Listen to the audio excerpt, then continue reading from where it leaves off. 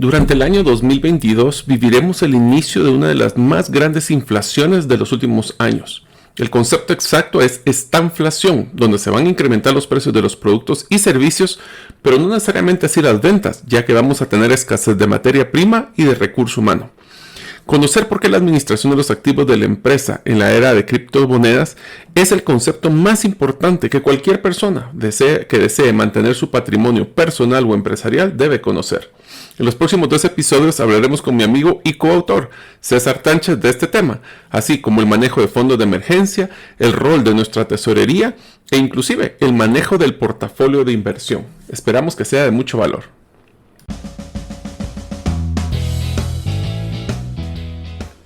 Bienvenidos al podcast Gerente de los Sueños, donde le brindamos las herramientas prácticas, competencias e inspiración para que los líderes de impacto cumplan sus sueños. Soy su anfitrión, Mario López Alguero, y mi deseo es que vivas la vida con pasión, resiliencia y templanza. Bienvenidos.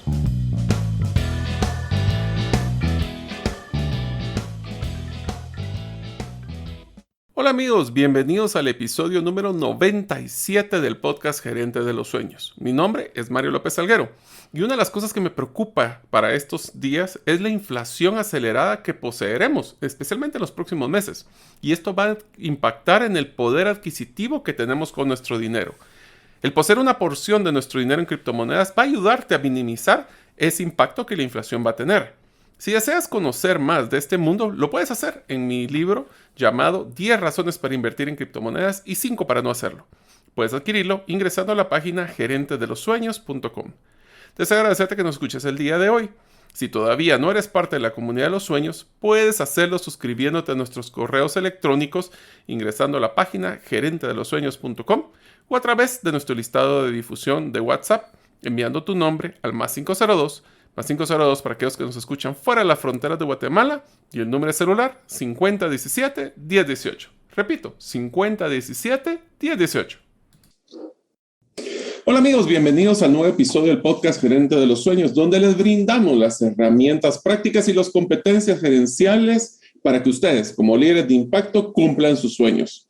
Como ustedes saben, estamos ya acercándonos al episodio número 100 que vamos a iniciar en el año 2022, así que estamos muy entusiasmados por temáticas que son diferentes, temáticas que van a crear una forma de pensar diferente para poder empezar este próximo año de una forma positiva.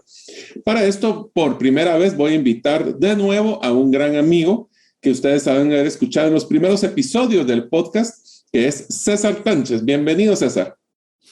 Un gusto, Mario, un gusto saludar a toda la comunidad de Gerente de los Sueños y como siempre, un placer, ya como bien lo mencionabas, tuve la oportunidad de ser de los primeros, 3 podcasts quizás, no recuerdo el estabas número. Entre los primeros 5 y sos el primero en ser invitado por segunda vuelta. Así que, bueno, enhorabuena, es el reestreno entonces y con gusto para poder aportar y compartir con la audiencia de Gerente de los Sueños donde quiera que nos estén escuchando, un placer. Pues muchísimas gracias, César. La idea de hoy es que queremos hablar de un tema que, como ustedes saben, César, pues aparte de ser un gran amigo, y le voy a decir es un coco, porque esa es una característica que nos hemos caracterizado con César, porque somos coanfitriones. Bueno, yo soy el coanfitrión de César en el programa Trascendencia Financiera en la radio Ilumina 98.1 para los que están en Guatemala, que sale los miércoles a las 5:30. También somos coautores del libro Las 10 razones para invertir en criptomonedas y 5 para no hacerlo. Y también somos cosocios en varias iniciativas como herramientalegales.com, blockchain y muchas iniciativas más. Así que en nuestra reunión de planificación estratégica que hemos realizado para este año, nos dimos cuenta que realmente existía un reto sumamente pesado para todos los líderes, gerentes o dueños de negocio del próximo año. Voy a poner un contexto para que hablemos de nuestro tema de hoy, que se llama Asset Allocation en la era de criptos, o lo que llamamos una alocación o la distribución de activos en una época como el 2022. Lo que vamos a hablar es cómo nosotros como líderes ahora tenemos que tomar decisiones sumamente complejas debido a lo que está preparándose, la tormenta perfecta que habíamos hablado con César, de ciertos conceptos que van a afectar el próximo año, como la crisis de los contenedores, el incremento de la inflación y muchas cosas más que vamos a hablar en este episodio. Así que si queremos, César, ¿por qué no empezamos platicando de lo que es un asset allocation? ¿Qué significa y cómo podríamos empezar a planificarlo? Bueno, yo creo que asset allocation, como la misma palabra lo dice en inglés, es cómo vamos a distribuir los activos, cómo vamos a hacer esa toma de decisiones sobre aquellos recursos de los cuales contamos como personas, contamos como empresas, contamos como gerentes. Es decir, podemos tener como los mismos norteamericanos lo llaman, que puede ser fixed income o working capital, que podemos tener tanto activos compuestos, sería la traducción más fidedigna, y también para como poder tener nosotros capital de trabajo. Todo esto con la función de obtener una cantidad superior a aquella a la cual nosotros se nos fue asignado. Y esto es bien interesante, lo he estado aprendiendo recientemente, en el cual muchas veces pensamos que solo es el flujo de caja que genera la empresa o el negocio, sino también esto puede ser proveniente de capital, de aportes extras de accionistas, puede ser de un retorno o una rentabilidad, que tengamos un exceso de ingresos por consecuencia de ingresos. Es decir, todo aquel recurso que llega a nuestras manos, independiente de la fuente de la cual proviene, cómo vamos a tomar las mejores decisiones financieras bajo tres elementos cruciales. Y estos tres elementos cruciales son los que nos van a tener el panorama completo para que sean nuestro filtro: la seguridad, la liquidez y el rendimiento. Y cuando hablamos de los activos, yo creo que tal vez eso es una palabra que para muchas personas es como la parte principal o la inicial de un balance general. Cuando hablamos de los activos, estamos hablando no solo de los activos a nivel general, sino que estamos hablando de flujo de caja, hablamos de inventarios. Y una pregunta, César, porque esto fue alguna discusión que tuvimos con tu persona, es ¿por qué es que la labor más importante de cualquier gerente o CEO de una empresa para este próximo año debe ser resguardar la riqueza o la tesorería de todo su patrimonio o sus activos? Bueno, ya lo mencionabas en la introducción de que estamos ante la tormenta perfecta. Yo sé que el programa es atemporal, pero por lo menos para que ustedes tengan la panorámica de tiempo en la que estamos conversando, estamos hablando 2021, acercándonos a 2022, en la cual estamos tras una pandemia no antes vista por esta generación, en la cual pues eso ocasionó la famosa crisis de contenedores. Esto ocasionó que hubieran ayudas gubernamentales y se imprimiera más dinero el que jamás en la vida se había impreso. Estamos hablando que la cantidad de dinero físico, el cual está disponible en este mundo, solo en el último año se creó el 40% de todo el dinero circulante. O sea, estamos hablando de una cantidad bastante grotesca de dinero. Esto ocasiona de que hayan escasez de trabajos porque la gente prefiere mejor recibir una ayuda económica que salir a trabajar. Esto ha provocado inflación en precios.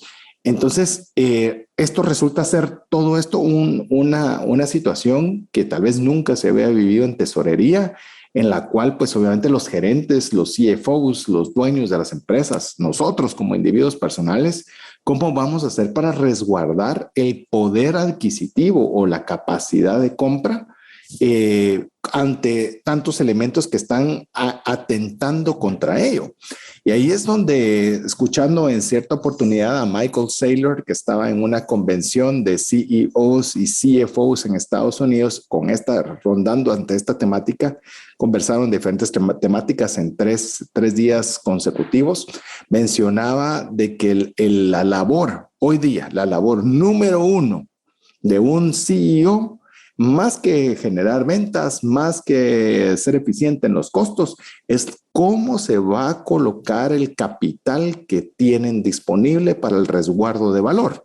Y él mencionaba que él, siendo el CEO de MicroStrategy, decía, los accionistas llegaban conmigo y me decían, yo estoy perdiendo dinero con la inflación, estoy perdiendo dinero con A, con B y con C.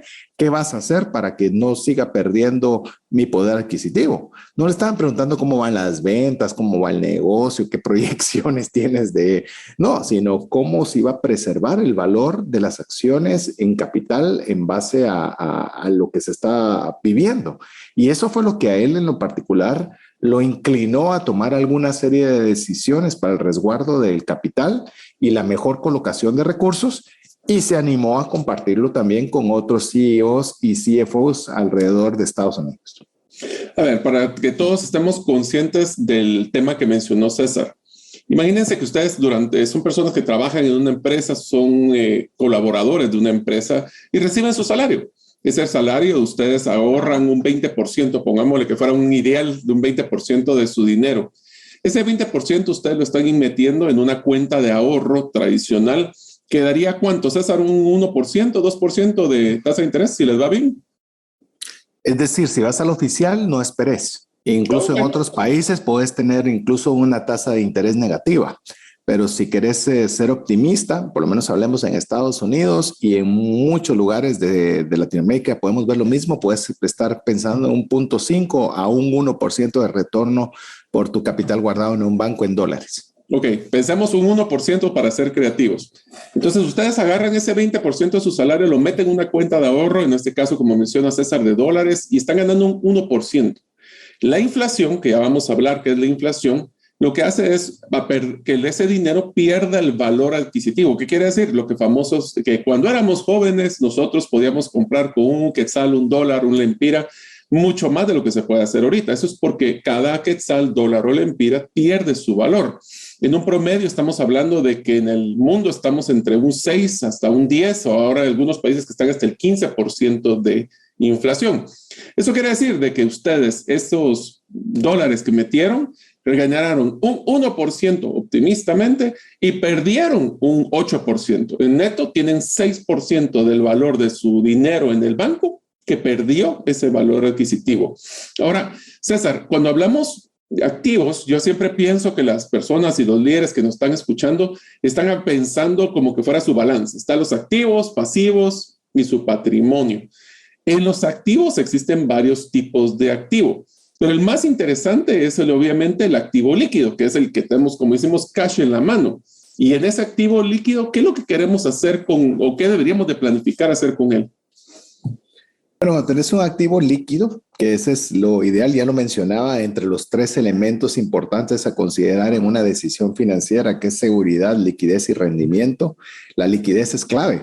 ¿Y qué es liquidez? Para aquellos que no saben a qué me refiero con liquidez, es la capacidad de convertir ese recurso en dinero. O sea, ¿qué tan rápido puedo hacer esa conversión?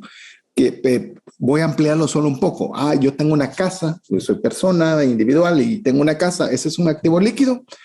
No es un activo líquido, porque por más que lo quieras vender inmediatamente y tengas el comprador, tienes que entrar al registro de la propiedad, tiene que hacer un contrato de compra-venta, debe registro. Es decir, va a tomar una serie de días, aunque el trato esté cerrado, para que puedas convertir ese bien inmueble en dinero. Por ejemplo, hay certificados que son a la vista, son convertibles inmediatamente. Entonces, hay niveles de liquidez. No estoy diciendo que una cosa sea buena y una cosa sea mala. Simple y sencillamente lo que quiero es explicar el concepto de la liquidez. Cuando tienes activos líquidos, básicamente hay 3 elementos que se deben de considerar. 1, la distribución. 2, cómo se van a mantener. Y 3, cómo se van a aumentar. Recordemos que siempre, no importando qué es, de dónde provengan los fondos o el tipo de fondos, como en este caso líquidos, lo que se busca es que haya un crecimiento. Quiero ponérselos claro, que a veces, por ejemplo, nosotros tenemos un financiamiento y recibimos dinero que es líquido, sí, pero debe tener un propósito, ya sea para invertirlo en capital o en fixed income, que nosotros podamos tener la distribución, el mantenimiento y el poderlo generar o poder tener mayores recursos. O sea que ahora ya no es buena estrategia poner el dinero bajo el colchón, ¿verdad, César? Porque eso significa que estoy metiendo dinero que hoy podría, por ejemplo, $1,000 que podríamos comprar una gran televisión y el próximo año ya no me alcanzaría para dicha televisión porque ese dinero perdió el valor y eso significa esa liquidez que estás mencionando, ¿no? Sí, y te digo, mencionabas el tema de inflación, pero solo para comentarlo brevemente, puede ser que lo tratemos más a profundidad adelante, pero al menos al último reporte, cuando estamos haciendo este tema, estábamos alrededor del 6.2%, que es el oficial que estaba dando Estados Unidos, pero se estima que el real, uno es el oficial, otro es el real, que estamos hablando de alrededor del 12 al 18% de inflación por año. Y si tienes, como bien lo mencionabas, un ahorro en dólares al 1%, significa que entraste con 100, te van a dar 101, pero realmente vas a poder comprar lo que comprabas el año anterior con 83. Entonces, sí tienes 101, es decir, nominalmente sí creció tu capital, pero lo que puedes comprar con eso es mucho menor. Entonces, ahí es donde realmente quedarte sin hacer nada, antes era una buena estrategia, incluso no hacer nada. Pero hoy no hacer nada se vuelve una cuestión tan clave. Imagínate, yo he escuchado, y vos Mario tenés mucha más experiencia que yo en esa línea, pero he escuchado que las empresas ya maduras y de un tamaño considerable pueden sentirse cómodas con una rentabilidad anual de alrededor del 12 al 16%. 12 al 16%. Imagínate lo que te cuesta vender, mercadear y hacer para tener ese margen del 12 al 16% para que la inflación te lo quite en un año. Es como que no hayas hecho nada. Es impresionante.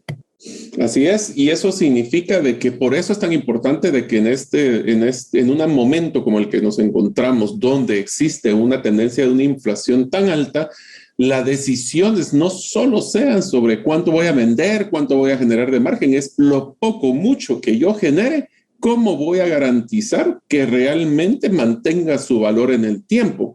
Porque si no, después voy a querer hacer reinversiones donde lo más y lo mucho que había generado ya no me va a alcanzar. Pero una de las cosas que creo que es bien interesante, César, cuando hablamos y esto me recuerda mucho cuando estábamos platicando del libro de las 10 razones para invertir en criptomonedas y 5 para no hacerlo, que uno de los retos más grandes que tiene una persona a la hora de pensar, bueno, tengo un poco de patrimonio, tengo un poco de dinero, ¿qué lo hago? Se basa en una decisión del balance que puede haber entre el retorno, o sea, yo puedo decidir hacia dónde voy a invertir basado en el retorno y el riesgo. Vos que estás en el mundo de las inversiones, ¿podrías contarme un poquito cómo debería balancear ese concepto? Sí, mencionabas una palabra que en inversiones es casi que punitiva, que es garantizar. Hoy día, garantizar, ¿qué podemos garantizar? No podemos garantizar que vamos a regresar a casa, no podemos garantizar que si alguien puso gasolina en su vehículo, lo que dice la bomba de gasolina que puso es lo que puso.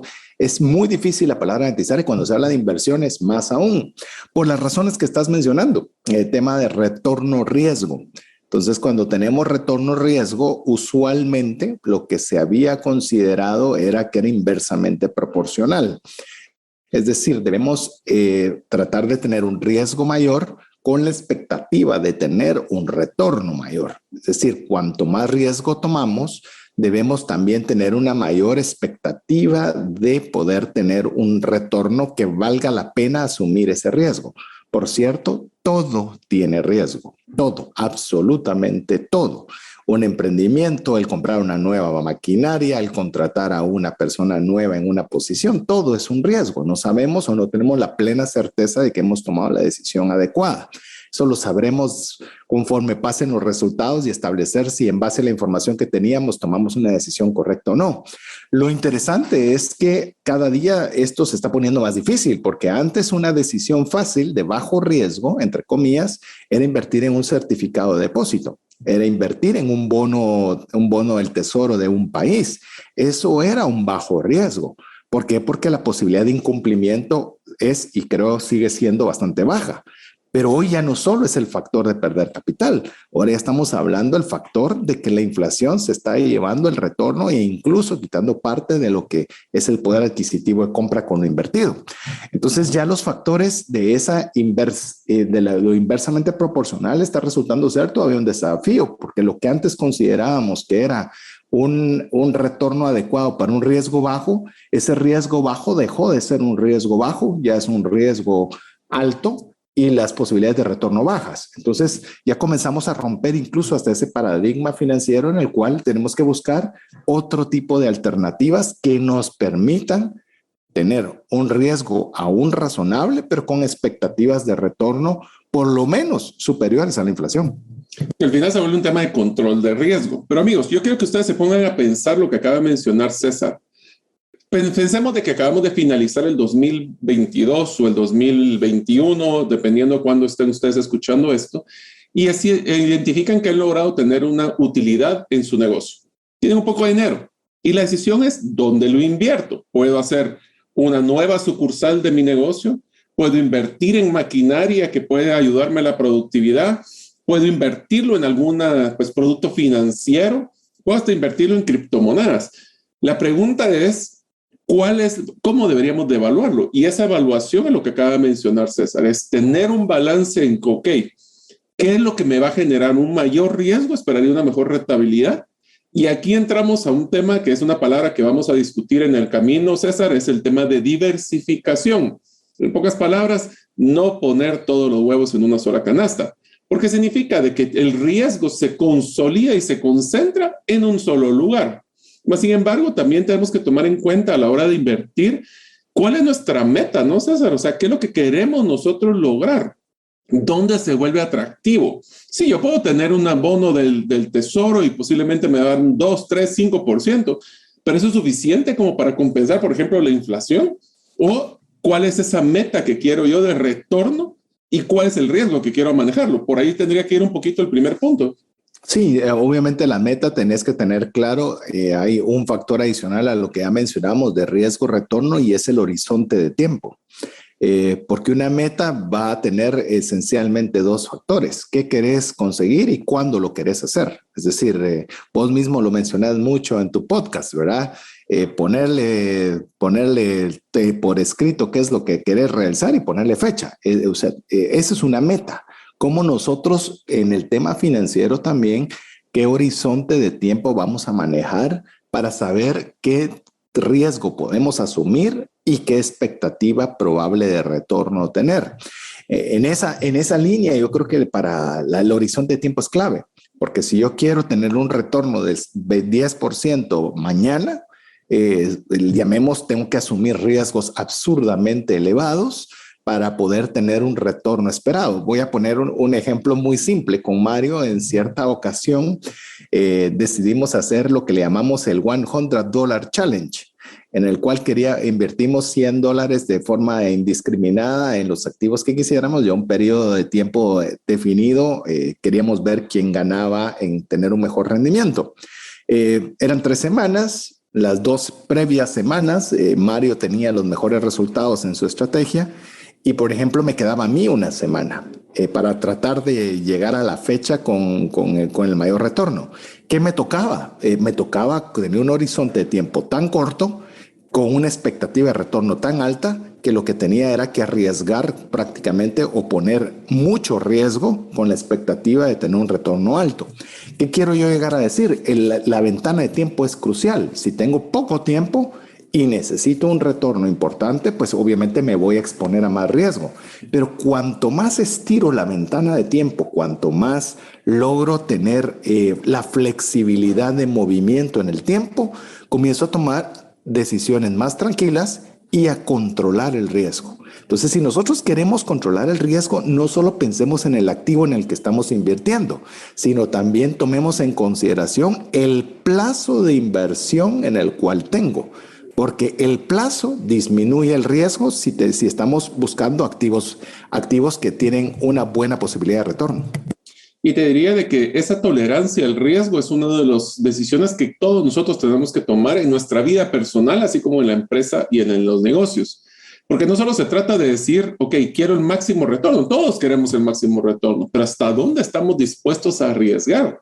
Hacemos inversiones de alto riesgo, buscamos, por ejemplo, en la volatilidad de las criptomonedas como una opción, y es una de las decisiones que nosotros tenemos que tomar. Pero quisiera hacerte un ejercicio, César, y te voy a hacer la pregunta, quisiera que vos me digas cómo vos tomarías la decisión en un ejercicio como el que te voy a poner, porque eso creo que va a ejemplificar mucho el tema del riesgo. Imaginemos que nosotros somos una empresa que produce plásticos y logramos una utilidad, Dios quisiera, $1.000.000 solo para hacer un número redondo el año pasado. Y tenemos que decidir cómo lo vamos a invertir. Uno puede ser invertir en una nueva línea de estuches para criptomonedas, por decir un número cualquiera, un nombre cualquiera, que es un estuche totalmente nuevo, es un producto totalmente nuevo, pero se espera un 50% de retorno. O el otro es que puedo invertir ese $1.000.000 en no expandir la línea actual, pero esa línea solo me va a generar un 15%. ¿Qué harías en tu caso y por qué? Pues, más que decir por cuál escogerías, es por qué lo escogiste.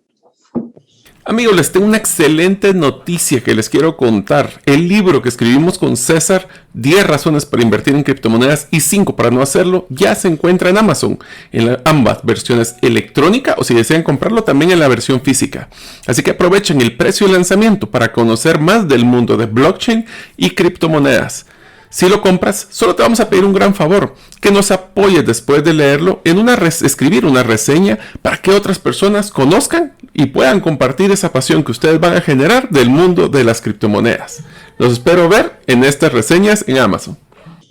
Es difícil, ¿verdad? Es difícil, se tienen dos elementos que son, o sea, es de esas preguntas de tesis, ¿verdad? Donde está capciosos 40,000 puntos, como le gusta a Mario poner las tareas así bien especiales. Ya le voy a dejar su tarea al equipo, no se preocupe.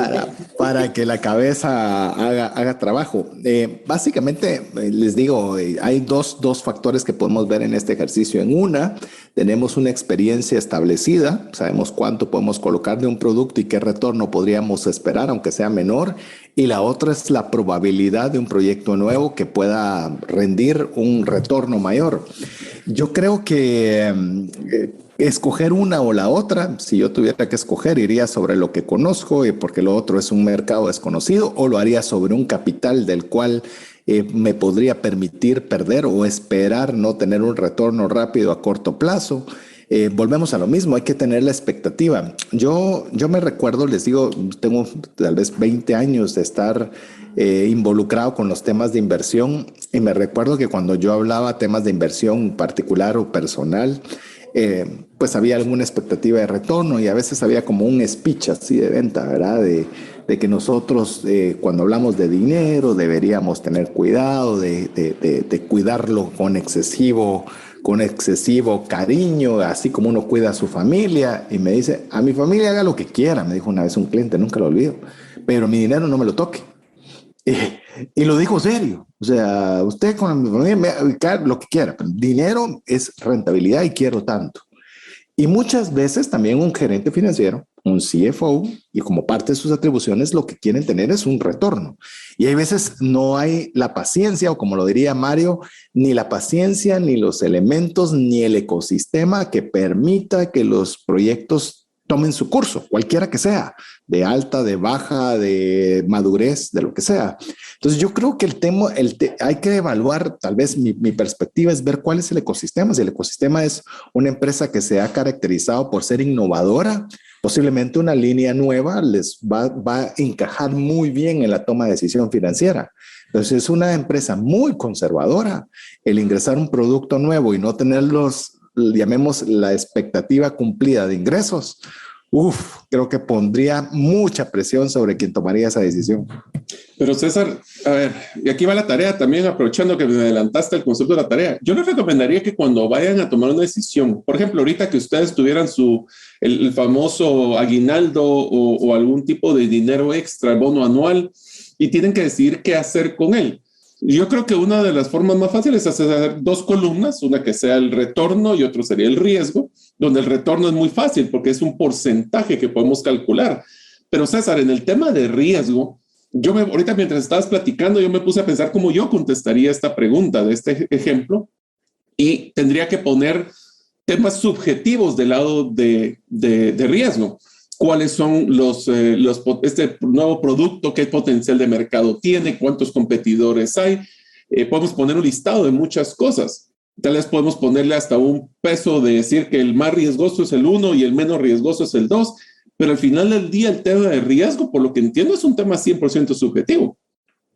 Llamémosle que de forma técnica, sí, toda la subjetividad se puede quitar. Por decirte, es decir, se puede cuantificar, no es que se puede quitar, se puede cuantificar. Por ejemplo, hay un índice que lo único que mide ese índice es la volatilidad. Entonces, cuando hay determinada volatilidad, hablemos del Standard & Poor's o de determinada situación, podemos estipular cuáles son los mejores puntos de entrada y mejores puntos de salida. Se puede ponderar cada situación subjetiva, se le puede poner un valor. Eso. Para decir, entonces sí lo podés cuantificar. Habiendo dicho eso, te lo puedo decir con total certeza. Hay 1000 tablas, 1000 métricas, 1000 situaciones. Y cuando hablas de inversiones, es absolutamente subjetivo. Es decir, puede darse como no puede darse. O sea, no hay un cálculo, un algoritmo, una métrica que te pueda garantizar tener un retorno esperado. Vivimos alrededor. Lo que mencionas, César, es de que en un modelo de diversificación de portafolios que tal vez agarramos del millón y metemos 300,000 en el proyecto nuevo, 700 en el otro. ¿Por qué? Porque me siento que me gusta más la conservadora, soy más arriesgado, tal vez le pongo 700 al nuevo, 300 al otro. O sea, no es todo nada. Inclusive ese es el tema importante cuando hablemos de nuestras inversiones. El tener todo en un solo lugar, riesgo concentrado en un solo lugar. Diversificación es tirar en varios lugares y eso significa de que aunque la probabilidad, como no sabemos, que lo platicamos con César muchas veces, el día que tenga una bola de cristal ya sé que me voy a volver millonario. Pero como nadie tiene bola de cristal, tenemos que saber de que en alguna inversión puede salir bien o mal. Y entre más diversas tengamos esas inversiones, mejor la probabilidad de riesgo. Voy a decir una frase que me encantó. ¿Ah? Sí. No, dale, perdón. No, que me encantó una frase que nos dijo Warren Buffett, que decía, para poder ser un buen inversionista, lo único que tienes que hacer es que tus inversiones positivas sean mayores que las negativas. O sea, al final del día siempre va a haber negativas. De hecho, lo dijo ligeramente diferente. Decía, son 2 los consejos. Ese era el número 1 y el 2, haga el número 1. Bueno. o sea, no hay 2. O sea, realmente es 1. Cuide su plata. Y como vos lo decías, no hay una bola mágica. Un día una de mis hijas me preguntó, porque le gustan todo lo que son los superhéroes y Marvel y todo eso. Y me decía, papi, si tú tuvieras un superpoder, ¿cuál te gustaría? Yo lo tengo muy fácil. Yo quisiera regresar en el tiempo y que me lo dejaran hacer una sola vez. ¿Te puedes imaginar a fecha presente que regresaras hace un año solo en inversiones en criptos? ¿Qué podrías hacer sabiendo qué va a suceder en un año? No te digo regresar como en la película Back to the Future, regresar 30 años atrás o lo que sea, o 100 años atrás. Un año. O un día, que ya sabes qué sucedió algo en un día. ¿Qué decisiones podrías tomar sabiendo qué sucedió? O sea, pero como no podemos, nadie puede, lo que tratamos nosotros como seres humanos es inferir, es decir, en base a la experiencia vivida, ¿qué puedo hacer? Y por eso son las métricas. No estoy diciendo que ninguna de ellas no sea importante, pero lo que sí puedo decir es que ninguna va a garantizar un éxito o un retorno.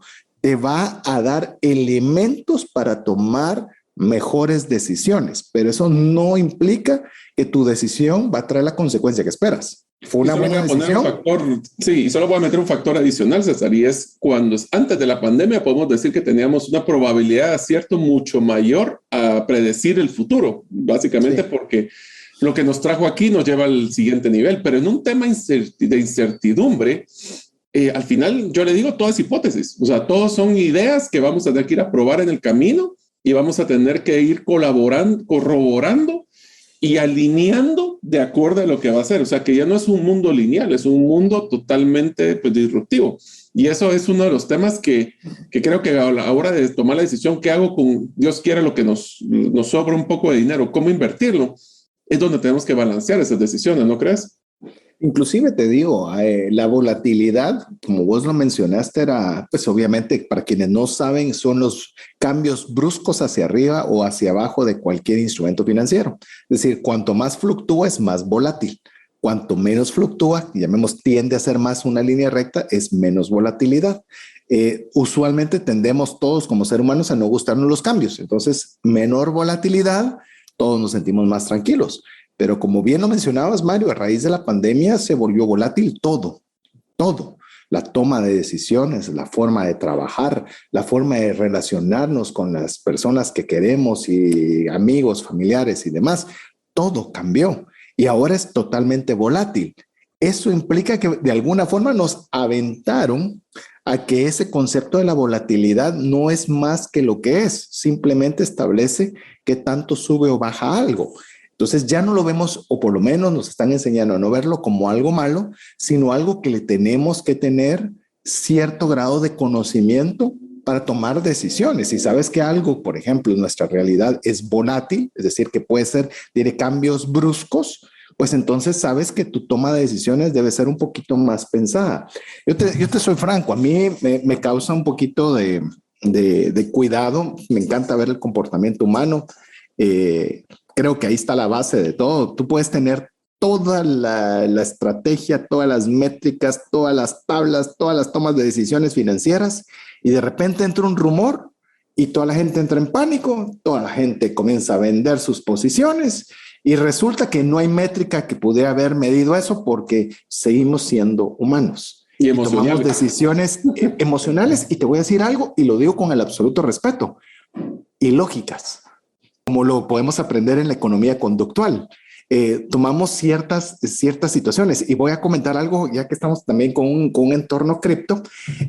Hubo una billetera electrónica que hizo un obsequio de un token que ellos crearon y fue obsequio. Lo regalaron prácticamente a todas las personas que hacían uso de su billetera electrónica, pero salió inicialmente a un precio nominal alto y luego bajó, pero no permitió que las personas pudieran comprar y vender en ese punto, sino les limitaba la compra. Estás hablando que, llamemos bajo el punto de vista lógico, no importa si te regalaron $1, es $1 que no tenías y deberías estar muy contento. Pero las personas al poder haber visto que estaba un determinado valor y luego bajó a un valor más bajo, comenzó a generarles esa molestia, una molestia que la molestia supera la felicidad de tener dinero gratuito. Eso es ilógico, pero eso es humano. No sé si me explico con este ejemplo de decir, lo lógico sería estar muy feliz de $1 para arriba, pero como seres humanos no nos gusta que nos quiten algo. Entonces ahí es donde tenemos que comenzar a entender que no solo son numéricos por mucha data que tengamos, sino también entender que hay un factor humano. Bueno, sin ir muy lejos, estamos hablando exactamente de una de las decisiones que está generando incertidumbre en todos nuestros oyentes y es, nos costó tanto hacer el proceso de venta, tanto cuidar nuestros costos, tanto generar una utilidad y ahora me van a quitar el poder adquisitivo de ese dinero. No es justo. Es exactamente la decisión que tenemos que tomar cuando estamos haciendo un proceso de inversión. Pero ¿qué te parece si hablamos ahora hablamos de decisiones basadas en activos? Primero empecemos con cuáles son los tipos de activos que deberíamos de tomar en cuenta, especialmente en un balance general. Amigos, ustedes saben que existen 2 reportes principales, hay 3 que les recomendamos a nivel de un negocio. El estado de resultados, que es cuánto vendí, cuánto me costó y cuánto generé, que es lo que estamos generando de utilidad. El segundo es el balance, donde están los activos, pasivos y patrimonio. Y el tercero, que César, que eso es algo que rara vez he visto que las personas saquen, pero es importantísimo, es el reporte de flujo de caja. ¿Qué tanto he tenido de más o menos en liquidez? Por eso es de que en los 3 niveles de activos, los voy a mencionar y César, por favor, me los complementás. El primero ya lo platicamos, que es el activo circulante o activo líquido. Es toda, y usualmente creo que el criterio usualmente es cualquier cosa que pueda volver líquido, o sea, efectivo y cash en un corto plazo. El fijo es uno que ya cuesta, que tiene que tener ciertos meses para poder volverlo circulante, como por ejemplo un activo circulante puede ser el inventario, que lo puedo vender aunque sea liquidado, versus tener una propiedad, que hay que hacer un proceso mucho más largo para poder liquidar. Pero hay un último activo que rara vez contabilizamos y es muy pesado, especialmente en un mundo tecnológico, que son los activos intangibles o activos diferidos. Por ejemplo, nuestras marcas. Por ejemplo, ahorita con César, una discusión que tenemos, creo que cada 2 meses, César, ¿será que debemos de renovar alguno de nuestros dominios? Porque se vuelve un activo digital. Pero lo que me impresiona, y te lo voy a contar, César, como anécdota, ahorita estábamos tomando una decisión de si renovábamos o no un activo, un dominio, Y cuando me fui a ver el valor estimado del dominio, estaba arriba de los $1,000 y nosotros pensando liquidarlo. Entonces, tenemos que tomar esas decisiones de una forma integral. No sé si me puedes complementar ahí de estos activos. Creo que lo explicaste muy bien. Yo creo que incluso el activo digital puede ser, intangible o diferido, que es el que usualmente no le tomamos mucho cuidado. Es, por ejemplo, incluso si tenemos una representación y esa representación es para toda Latinoamérica. Eso es intangible. Sí, pero yo todavía solo lo he hecho en Guatemala. Sí, pero tengo la licencia para poderlo distribuir exclusivamente para toda Latinoamérica. Y eso es un activo intangible importante, porque si bien es cierto, todavía no he puesto ni siquiera una orden de compra en otro país, pero tengo la facultad de poderlo hacer. Esto implica que si alguien quisiera comprarme a mí mis derechos, eso resulta ser obviamente un factor muy importante porque tiene la facultad llamemos inherente de poder tener esa posibilidad de poder comercializar en distintos países. Entonces, hay una serie de factores y esto sirve mucho para acuerdos de accionistas, para poder establecer realmente el valor que tiene una empresa. Esto lo pueden ver en herramientaslegales.com. Ahí hay formas de poder hacer acuerdos de accionistas y demás, pero son cosas que a veces obviamos y que creo que es importante siempre tenerlas bajo el radar. Cuando yo tuve la oportunidad, César, solo como un paréntesis, de poder ver la compraventa de una empresa, aprendí el concepto de goodwill. Goodwill es una expresión en inglés sobre exactamente esos activos intangibles que puede tener una empresa, desde temas de marca, reputación. Nosotros tuvimos una oportunidad, voy a hacer un paréntesis también ahí simpático, pero tuvimos la oportunidad de tener en el programa de trascendencia financiera una serie de personas inmigrantes. Y me pareció impresionante que muchos de ellos hablaron de que cuando llegan a otro país y no tienen nada, su nombre se vuelve su activo más importante. Su reputación de confiabilidad, de que pagaban lo que habían pedido prestado, todo ese tipo de cosas son de las cosas que tenemos que contabilizar. Pero César, ¿por qué no me mencionas? Bueno, hablamos de activos, ya hablamos de los diferentes tipos. Bueno, quiero comprar un activo, quiero invertir en un activo. ¿Qué es lo que debería tomar en cuenta yo para poder seleccionar un activo donde invertir? Básicamente lo que nosotros tenemos que tener un activo es, tal vez ni siquiera hay una respuesta, Mario, hay una serie de cuestionamientos. Ok, una serie estás contestando una pregunta con otra pregunta. Una pregunta con una pregunta. Y le digo, amigo, amiga que esté escuchando el programa, a veces la mejor forma de poder nosotros tener algo claro o poder llegar al meollo del asunto es preguntando. Inclusive, me recuerdo ahorita que mencionaste el programa de trascendencia financiera, que tuvimos también una serie que se llamaba Desde el Fracaso. Y Desde el Fracaso estuvo Carlos Enrique Sandoval.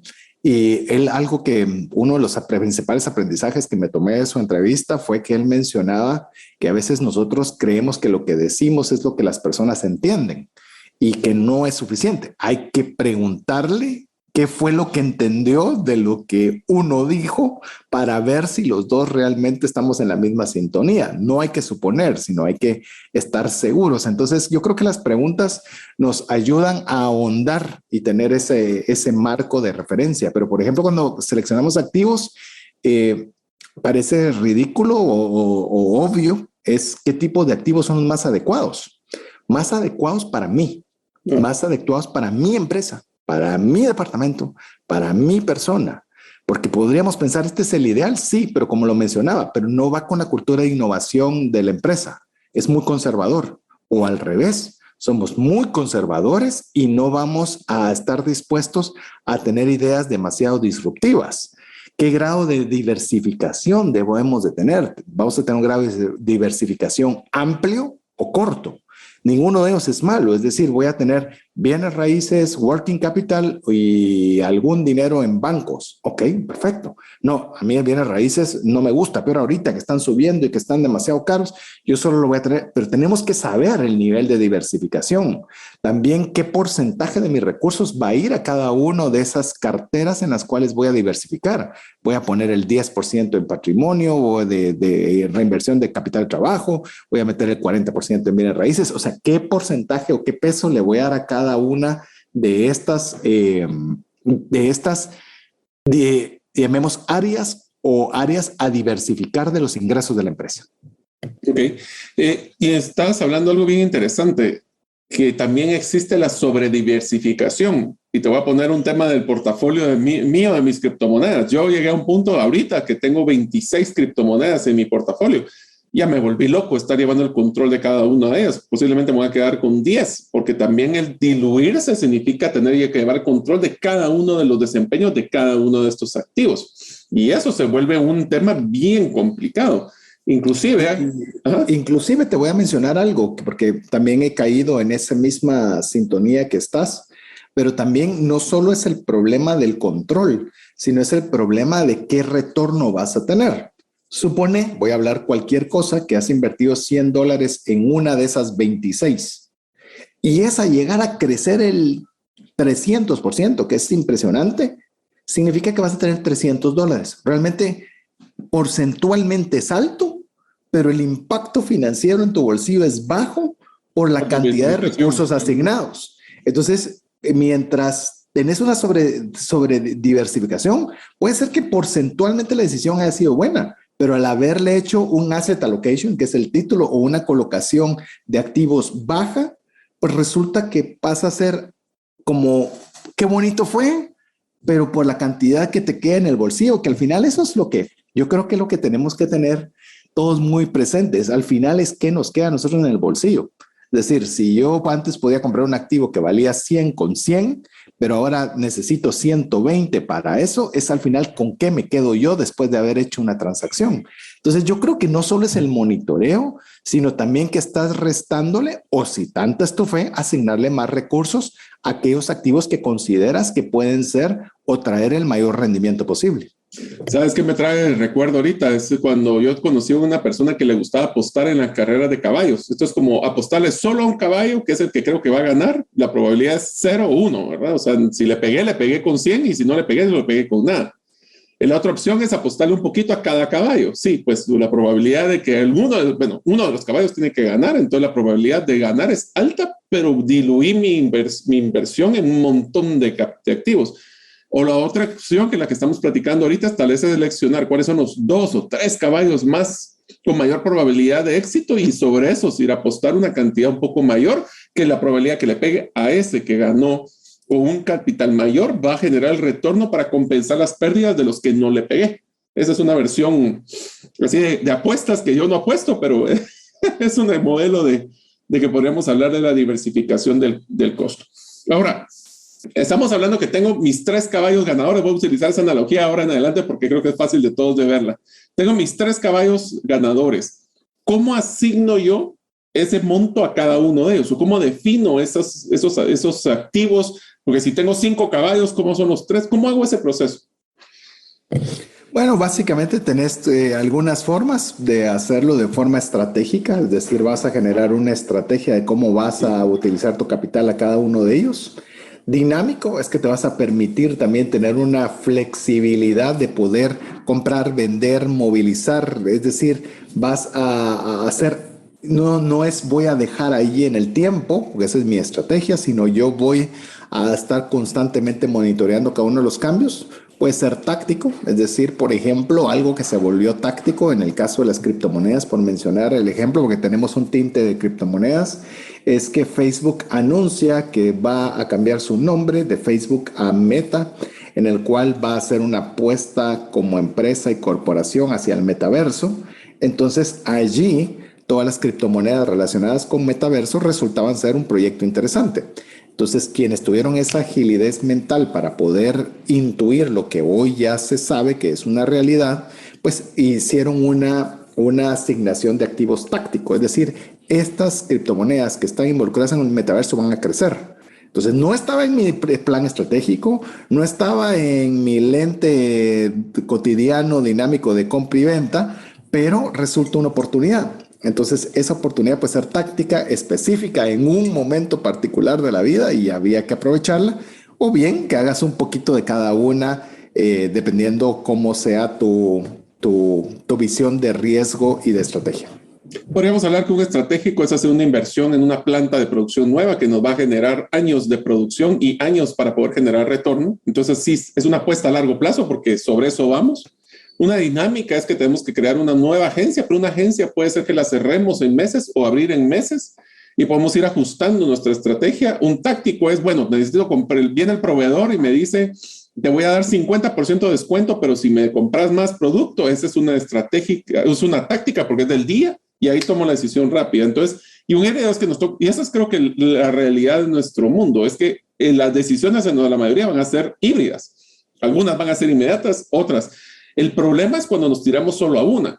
Si yo solo vivo en el mundo táctico, voy a estar escopeteando, voy a estar tirando para todos lados y no voy a tener una clara visión hacia dónde ir. Si me voy a estratégico, no voy a aprovechar esas oportunidades que vienen a corto plazo. Entonces, es interesante ver cómo podemos manejar ese tipo de decisiones, ¿no? Inclusive te puedo decir que las empresas muy grandes pierden generalmente el tema híbrido, porque tienen que pasar muchos protocolos y muchos procesos. La burocracia. Ya tienen preestablecidos, sí. Entonces le llegas con el 50%, de aquí a que le pregunta el jefe, de ahí que se va el departamento de cobras, de ahí que se va al departamento financiero para ver si... es decir, la pandemia hasta yo creo que hasta en eso colaboró, de que obviamente, yo no sé si te lo viste, pero nosotros con Mario hemos estado mucho en una universidad que se llama Business Made Simple University, y algo que ellos hacen mucho es el análisis de páginas web, y nosotros hemos estado involucrados con ellas, y yo me recuerdo que siempre miraba las páginas web absolutamente fatales, luego de aprender lo que hemos aprendido, fatales, estáticas, aburridas y demás.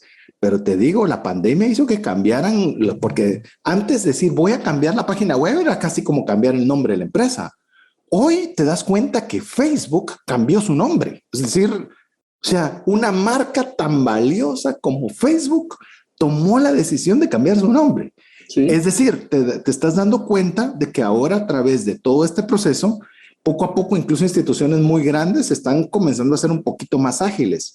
Pero yo creo que la posibilidad de tener ese híbrido dentro del asset allocation debería incluir una flexibilidad a cada departamento. Voy a hablar tonteras de decir, tienes discrecional entre comillas, ¿verdad? Pero tienes a tu mejor decisión este margen, que por supuesto lo vas a justificar después, pero para no perder esa capacidad de tomar asignaciones de activos híbridas. Espero que les gustara este episodio. En el próximo episodio continuaremos esta discusión sobre asset allocation.